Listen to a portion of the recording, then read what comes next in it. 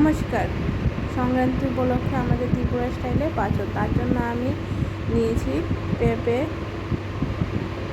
মিষ্টি কুমড়া, আলু, সব ধরনের পাঁচমিশালি সবজি নিয়েছিলাম। সবগুলি সবজিকে ধুয়ে দিয়ে সিদ্ধ করে নিয়েছি।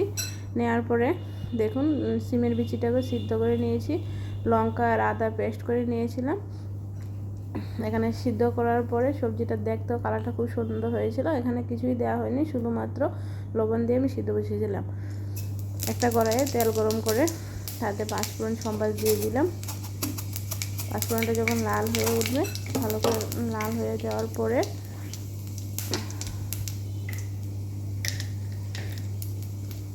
আমি দুটো কাঁচা লাল লঙ্কাকে ফোড়নে দিয়েছিলাম। আর এখানে আদা আর লঙ্কার পেস্টটা দিয়ে দিয়েছিলাম। জিরা ধনে দিয়েছি।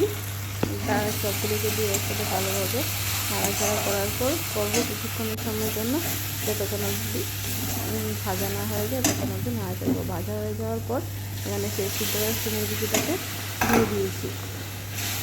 সিদ্ধ করা সিমের বিচিটাকে দিয়ে কিছুক্ষণ নেড়ে চেড়ে নেবো।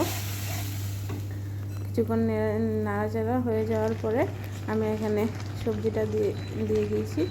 সবজিটা দিয়ে নাড়াচাড়া করে নিয়ে আমি কিছুক্ষণ কম আগুনে রান্না করতে হবে, কারণ সবজিটা একটু ভালোভাবে মশলাটার সাথে একসাথে মিশিয়ে নিতে হবে। মিশিয়ে ভালোভাবে সিদ্ধ করতে হবে। যদি ভালোভাবে মিশানো না হয় তাহলে আমাদের আজকে নিরামিষ সবজি বা পাঁচনটা খেতে ভালো লাগবে না। কিছুক্ষণ রান্না হয়ে যাওয়ার পর ভালোভাবে মিশিয়ে দেওয়ার পর এখানে আমি ঘি দিয়ে দিচ্ছি 2 টিস্পুন।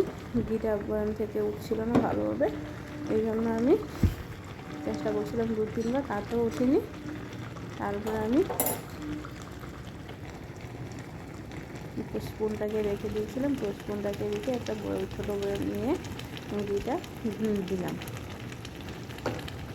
ঘিটা দিয়ে ভালোভাবে নেড়ে চেড়ে আমি নামিয়ে নিয়েছি। এই দেখুন আমার পাঁচনটা রেডি হওয়ার পর দেখুন কত সুন্দর লাগছে।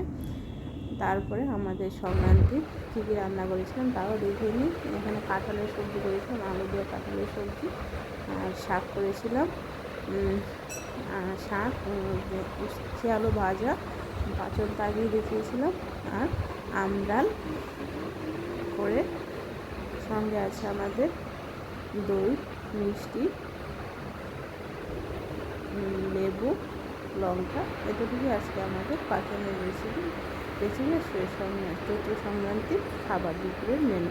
আমার চ্যানেলটা ভালো লাগলে সাবস্ক্রাইব করুন।